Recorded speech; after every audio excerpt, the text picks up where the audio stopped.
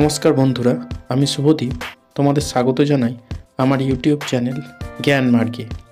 এই ভিডিওতে আমরা এবিটি টেস্ট পেপার 2024-25 থেকে ভূগোল বিষয়ের পেজ নাম্বার 87-এর সমস্ত এমসিকিউ, অতি সংক্ষিপ্ত প্রশ্নের উত্তর এবং ম্যাপ পয়েন্টিংগুলি নিয়ে আলোচনা করব।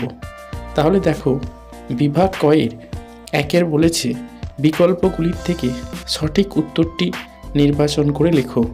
একের এক, যে প্রক্রিয়ায় ক্ষয়, বহন ও সঞ্চয়ের মাধ্যমে ভূমিরূপের সামঞ্জস্য তৈরি হয় তা হলো, এটা হবে অপশন খ, পর্যায়ন। একের দুই, নদীর গতিবেগ দ্বিগুণ বেড়ে গেলে তার বহন ক্ষমতা বাড়ে, এটা হবে অপশন ঘ, 64 গুণ। একের তিন, ওজন গহ্বরের অস্তিত্ব প্রথম ধরা পড়ে, এটা হবে অপশন গ, আন্টার্কটিকায়। একের চার, বায়ুপ্রবাহের গতিবেগ মাপার একক হলো, এটা হবে অপশন খ, নট। একের পাঁচ, চাঁদ, সূর্য এবং পৃথিবীর একই সরলরেখায় অবস্থানকে বলে, এটা হবে অপশন ক, সিজিগি। একের ছয়, গ্র্যান্ড ব্যাংক স্থানটি বিখ্যাত, এটা হবে অপশন ক, মৎস্য চাষের জন্য। একের সাত, জীবাণু দ্বারা বর্জ্যের বিয়োজন হলো, এটা হবে অপশন খ, কম্পোস্টিং। একের আট, পশ্চিমঘাটের থলঘাট গিরিপথটি অবস্থিত, এটা হবে অপশন ঘ, নাসিকের কাছে। একের নয়, শিবসমুদ্রম জলপ্রপাতটি অবস্থিত, এটা হবে অপশন খ, কাবেরী নদীতে। একের দশ, স্বাভাবিক উদ্ভিদের উপর যার প্রভাব সবচেয়ে বেশি তা হলো, এটা হবে অপশন গ, জলবায়ু। একের এগারো, সম্পূর্ণ গ্রীষ্মকালীন ফসল হলো, এটা হবে অপশন গ, জাইদ শস্য। একের বারো, আধুনিক শিল্পদানও বলা হয় যে শিল্পকে, সেটি হলো, এটা হবে অপশন ক, পেট্রো রসায়ন শিল্পকে। একের তেরো, 2011 খ্রিস্টাব্দের আদমশুমারি অনুসারে ভারতের মহানগরের সংখ্যা হলো, এটা হবে অপশন গ, 53টি। একের চোদ্দ, কৃত্রিম উপগ্রহের কক্ষপথের অবস্থানকে বলা হয়, এটা হবে অপশন ক, প্ল্যাটফর্ম। এরপর বিভাগ ক্ষয়ের শুদ্ধ অশুদ্ধ নির্বাচন করতে দিয়েছে। দেখো, দুইয়ের একের এক বলেছে 1989 খ্রিস্টাব্দে ইউনেস্কো সুন্দরবনকে বিশ্ব হেরিটেজ সাইট হিসেবে ঘোষণা করে, এটা অশুদ্ধ। দুইয়ের একের দুই, ভারতের একমাত্র রাজস্থান রাজ্যে বালিয়াড়ি দেখা যায়, এটা শুদ্ধ। দুইয়ের একের তিন, জলচক্র ছাড়া পৃথিবীতে জলের ভারসাম্য বজায় থাকতো না, এটা শুদ্ধ। দুইয়ের একের চার, পূর্ণিমা অপেক্ষা অমাবস্যার জোয়ার তেজি হয়, এটা শুদ্ধ। দুইয়ের একের পাঁচ, সাফাই কর্মীরা বর্জ্যের সাথে বেশি থাকে বলে এদের সংক্রমণের ভয় কম, এটা অশুদ্ধ। দুইয়ের একের ছয়, ভারতের দক্ষিণতম বিন্দু হলো ইন্দিরা পয়েন্ট, এটা শুদ্ধ। দুইয়ের একের সাত, উপগ্রহ চিত্রে বিভিন্ন প্রতীকের সাহায্যে ভৌগোলিক বৈশিষ্ট্যগুলো বোঝানো হয়, এটা অশুদ্ধ। এরপর দুইয়ের দুই, শূন্যস্থান পূরণ করতে বলেছে। দুইয়ের এক, ইউ আকৃতির হিমবাহ উপত্যকাকে ড্যাশ বলে, উত্তর হবে হিমদ্রোণী। দুইয়ের দুই, মরু উদ্ভিদকে ড্যাশ উদ্ভিদ বলে, উত্তর হবে জেরোফাইট। দুইয়ের তিন, পৃথিবীর ড্যাশ শক্তির প্রভাবে বায়ুমণ্ডল পৃথিবীর গায়ে লেগে আছে, উত্তর হবে মাধ্যাকর্ষণ। দুইয়ের চার, সমুদ্র জলের উল্লম্ব সঞ্চালনকে বলে ড্যাশ, উত্তর হবে সমুদ্র তরঙ্গ। দুইয়ের পাঁচ, পারদ ঘটিত জল দূষণ ড্যাশ রোগের সৃষ্টি করে, উত্তর হবে মিনামাটা। দুইয়ের ছয়, বিন্ধ্য এবং সাতপুরা পর্বতের মাঝে রয়েছে ড্যাশ উপত্যকা, উত্তর হবে নর্মদা নদী উপত্যকা। দুইয়ের সাত, বন্দরে জাহাজের আবাসস্থলকে বলে ড্যাশ, উত্তর হবে পোতাশ্রয়। এরপর দুইয়ের তিনগুলো বলেছে একটি বা দুটি শব্দে উত্তর দাও। 2-এর 3-এর 1 ঘোড়ামারা লোহাচড়া দ্বীপগুলি ডুবে যাবার কারণ কি? উত্তর হবে বিশ্ব উষ্ণায়নের কারণে সমুদ্র জলতল বৃদ্ধি পাওয়ার ফলে। 2-এর 3-এর 2 পর্বতের কোন ঢালে শৈলোৎক্ষেপ বৃষ্টিপাত হয়? উত্তর হবে প্রতিপাত ঢালে। 2-এর 3-এর 3 সাধারণত কোন ঋতুতে বান ডাকে? উত্তর হবে বর্ষাকালে। 2-এর 3-এর 4 সার্ক কথাটির পুরো নাম কি? উত্তর হবে South Asian Association for Regional Cooperation. 2-এর 3-এর 5 কুমায়ুন হিমালয়ের হিমবাহ সৃষ্ট হ্রদগুলিকে কি বলে? উত্তর হবে তাল। 2-এর 3-এর 6 কর্ণাটকের আম্রবৃষ্টি কি নামে পরিচিত? উত্তর হবে চেরি ব্লসম রেন। 2-এর 3-এর 7 কোন সড়কপথের মাধ্যমে দিল্লি, মুম্বাই, চেন্নাই ও কলকাতা যুক্ত হয়েছে? উত্তর হবে সোনালী চতুর্ভুজ। 2-এর 3-এর 8 ভারতের জরিপ সংস্থার প্রধান কার্যালয় কোথায় অবস্থিত? উত্তর হবে দেরাদুনে। এরপর 2-এর 4 বলেছে বাম দিকের সঙ্গে ডান দিকেরগুলি মিলিয়ে লেখো। দেখো 2-এর 4-এর 1 বলেছে কোলেরু, এটা হবে অপশন 3 কৃষ্ণা ও গোদাবরীর নদীর মাঝে। 2-এর 4-এর 2 উত্তর পূর্ব ভারত, এটা হবে অপশন 4 ঝুম চাষ।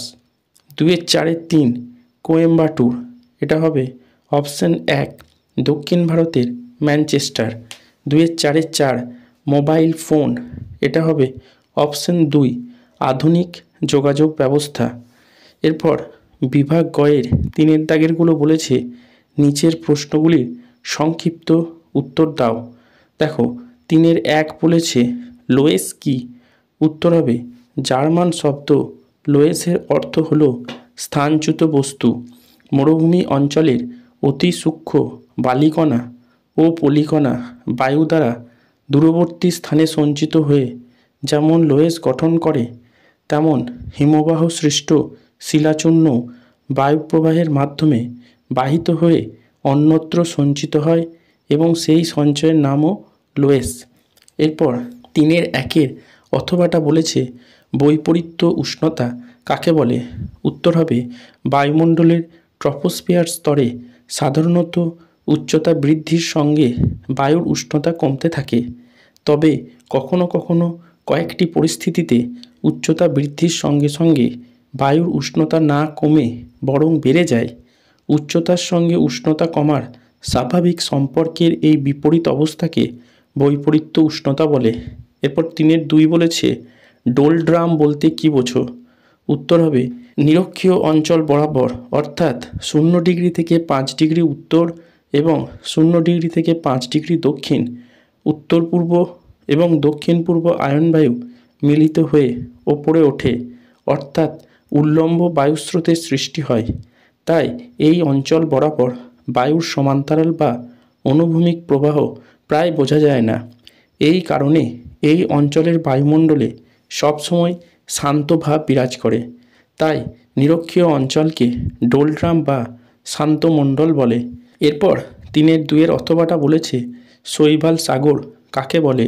উত্তর হবে উত্তর আটলান্টিক মহাসাগরের প্রায় মধ্যভাগের এক বিরাট এলাকা জুড়ে উত্তর নিরক্ষীয় স্রোত, উপসাগরীয় স্রোত ও ক্যানারি স্রোত মিলে একটি জলাবর্ত বা ঘূর্ণ স্রোতের সৃষ্টি করে।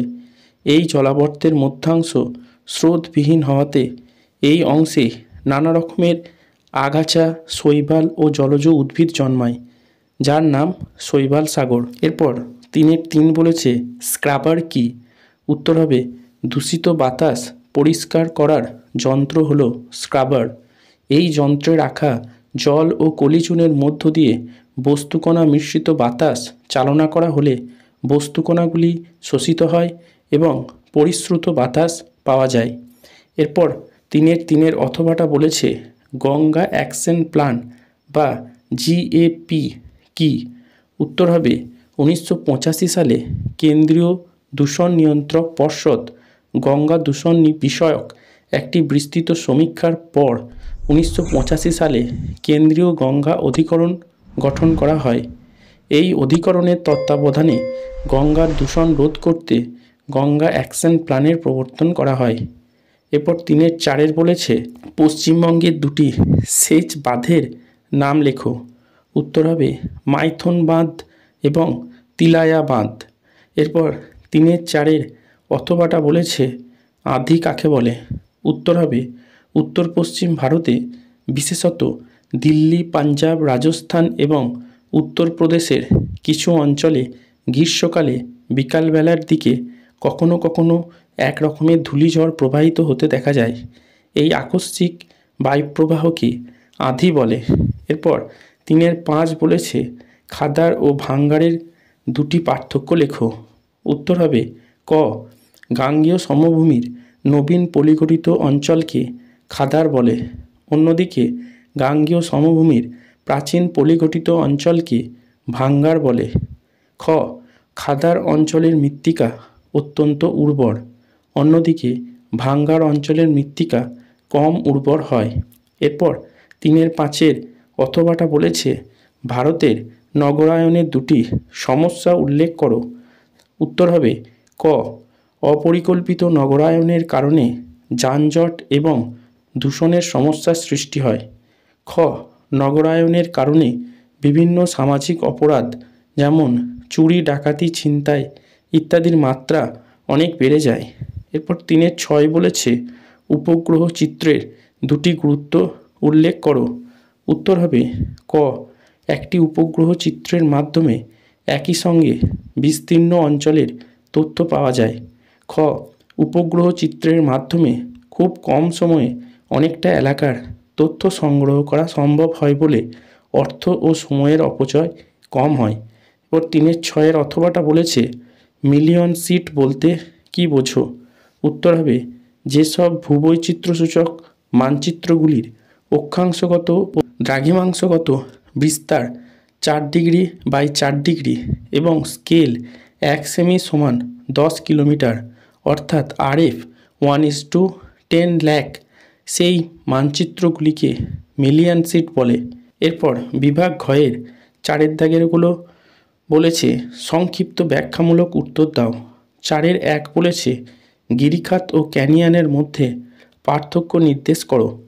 উত্তর হবে ক উচ্চ পার্বত্য অঞ্চলে নদী উপত্যকা অত্যন্ত গভীর ও সংকীর্ণ হলে তাকে গিরিখাত বলে, অন্যদিকে শুষ্ক ও চুনাপাথরযুক্ত অঞ্চলের গভীর এবং সংকীর্ণ উপত্যকাকে ক্যানিয়ন বলে। খ গিরিখাতগুলি সৃষ্টি হয় নদীর উচ্চগতিতে বৃষ্টিবহুল পার্বত্য অঞ্চলে, অন্যদিকে ক্যানিয়নগুলি সৃষ্টি হয় বৃষ্টিহীন শুষ্ক বা মরুপ্রায় উচ্চভূমি অঞ্চলে। গ গিরিখাতগুলি দেখতে অনেকটা ইংরাজি বড় হাতের ভি অক্ষরের মতো হয়, অন্যদিকে ক্যানিয়নগুলি দেখতে অনেকটা ইংরাজি বড় হাতের আই অক্ষরের মতো হয়। ঘ প্রবল নিম্নক্ষয়ের কারণে গিরিখাতগুলির সৃষ্টি হয়, অন্যদিকে ক্রমাগত নিম্নক্ষয় ও দ্রবণক্ষয় কার্যের ফলে ক্যানিয়নগুলির সৃষ্টি হয়। এরপর 4-1 অথবাটা বলেছে নিউফাউন্ডল্যান্ডের উপকূল সারা বছর কুয়াশাচ্ছন্ন থাকে কেন। উত্তর হবে নিউফাউন্ডল্যান্ডের উপকূল বরাবর উত্তর দিক থেকে আগত শীতল ল্যাব্রাডর স্রোত এবং পূর্ব দিক থেকে আগত উষ্ণ উপসাগরীয় স্রোত মিলিত হওয়ার কারণে এই অঞ্চল বরাবর এক তাপীয় বৈষম্যতার সৃষ্টি হয়। উপসাগরীয় স্রোতের সাথে বাহিত উষ্ণ আর্দ্র বাতাস যখন শীতল স্রোতের এলাকায় প্রবেশ করে তখন শীতল বাতাসের সংস্পর্শে এসে সেই জলীয় বাষ্প দ্রুত ঘনীভূত হওয়ার কারণে এখানে ঘন কুয়াশার আস্তরণের সৃষ্টি হয়। এরপর 4-2 বলেছে বর্জ্য ব্যবস্থাপনায় 4R বলতে কি বোঝায়। উত্তর হবে বর্জ্য ব্যবস্থাপনার ক্ষেত্রে 4R এর অর্থ হলো রিডিউস বা পরিমাণ হ্রাস, রিইউজ বা পুনর্ব্যবহার, রিসাইকেল বা পুনর্নবীকরণ এবং রিফিউজ বা প্রত্যাখ্যান।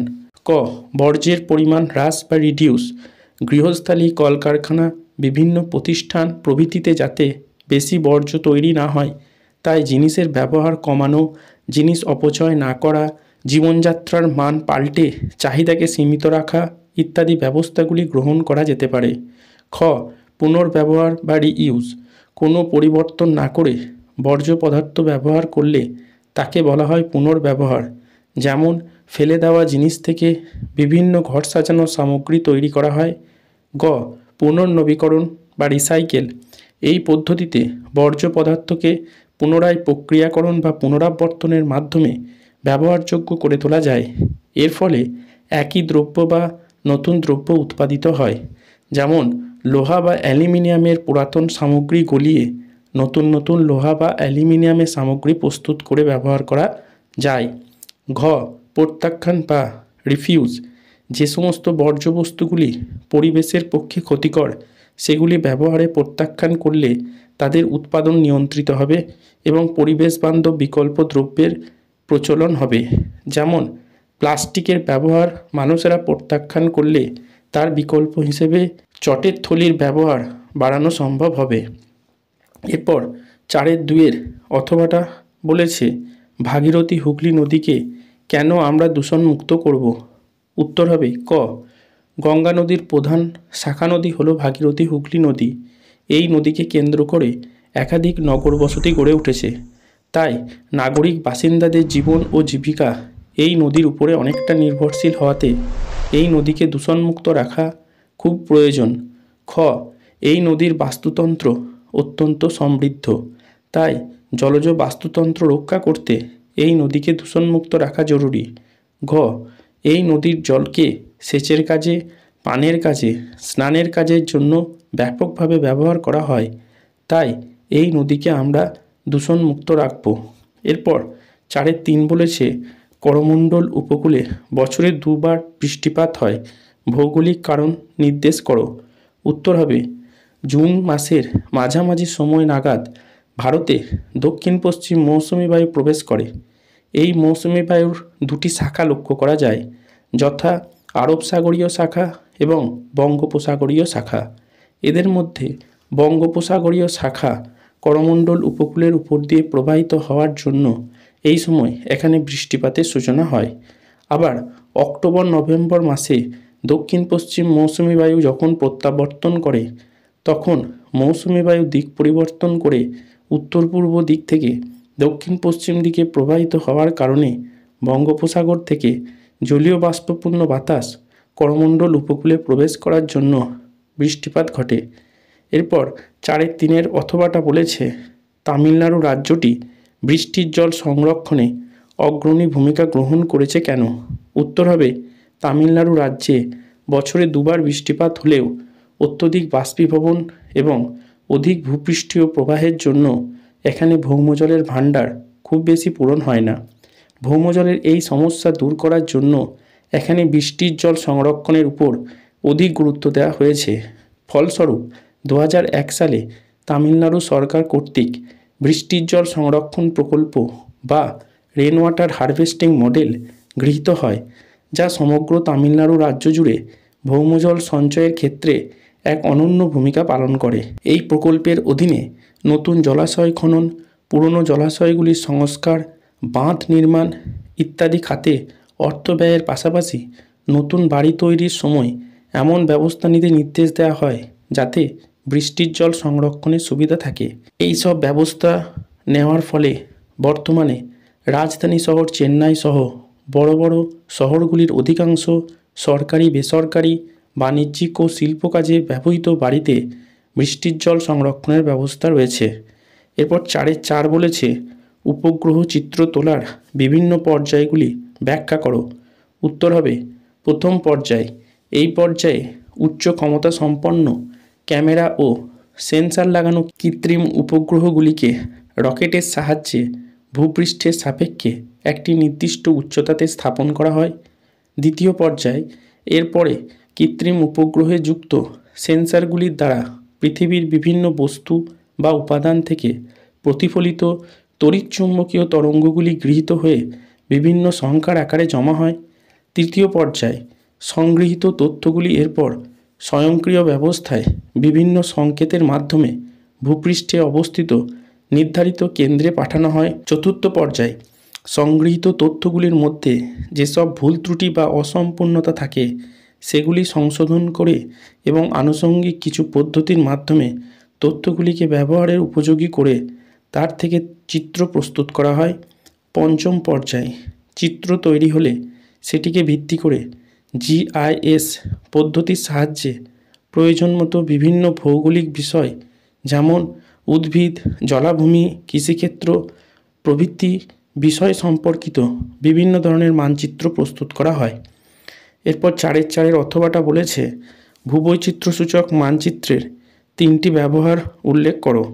দেখো উত্তর হবে ক, কোনো দেশের আঞ্চলিক ও অর্থনৈতিক পরিকল্পনাগুলি গ্রহণ করার ক্ষেত্রে এই মানচিত্রগুলির ব্যাপক ব্যবহার লক্ষ্য করা যায়। খ, দেশের প্রতিরক্ষা সংক্রান্ত পরিকল্পনা এবং পরিকাঠামো গড়ে তোলার ক্ষেত্রে এই মানচিত্র ব্যবহার করা হয়। গ, শিক্ষা প্রতিষ্ঠানগুলিতে পাঠদানের ক্ষেত্রে এই মানচিত্রগুলির ব্যবহার করা হয়। এরপর বিভাগ 6-এর দাগেরগুলো বলেছে ম্যাপ পয়েন্টিং করতে দিয়েছে। দেখো 6-1 বলেছে পূর্বঘাট পর্বত। এটা দেখো ভারতের দক্ষিণ পূর্ব দিকে যে কাটা কাটা বাদামি রেখা দেখানো হয়েছে সেটি হলো পূর্বঘাট পর্বতমালা। এরপর 6-2 বলেছে খামবাত উপসাগর। তোমরা পশ্চিম ভারতে খাঁজটা দেখো, সেখানে নীল রং দিয়ে খামবাত উপসাগরকে দেখানো হয়েছে। এরপর 6-3 বলেছে সবরমতী নদী। এটা দেখো খামবাত উপসাগরে গিয়ে পড়েছে যে নীল রঙের রেখাটি, সেটা হলো সবরমতী নদী। এরপর 6-4 বলেছে পুলিকট হ্রদ। তোমরা দেখো দক্ষিণ ভারতে স্থলভাগ থেকে বিচ্ছিন্ন যে গোল অংশটি দেখানো হয়েছে সেটা হলো পুলিকট হ্রদ। এরপর 6-5 মরুমৃত্তিকা অঞ্চল। এটা দেখো পশ্চিম ভারতের যে হলুদ রঙের অংশটি দেখানো হয়েছে সেটা হলো মরুমৃত্তিকা অঞ্চল। 6-6 বলেছে একটি মিলেট উৎপাদক অঞ্চল। দেখো সবুজ রঙের যে প্যাচটি পশ্চিম ও মধ্য ভারতে দেখানো হয়েছে সেটা হলো মিলেট উৎপাদক অঞ্চল। 6-7 পশ্চিমবঙ্গের একটি পেট্রো রসায়ন শিল্প কেন্দ্র। এটা দেখো পশ্চিমবঙ্গে হলদিয়াকে দেখানো হয়েছে কমলা রঙের চৌকো বক্স করে। 6-8 একটি জাহাজ নির্মাণ কেন্দ্র। এটা দেখো বিশাখাপত্তনমকে দেখানো হয়েছে জাহাজের চিহ্ন দিয়ে। এরপর 6-9 বলেছে কান্ডালা।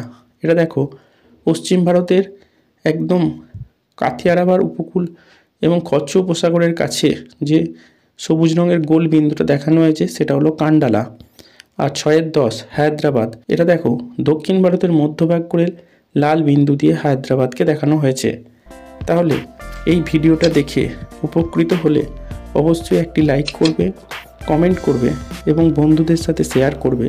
আর চ্যানেলটিতে নতুন ভিজিট করলে অবশ্যই সাবস্ক্রাইব করে নেবে পরবর্তী সেটগুলির উত্তর পেতে।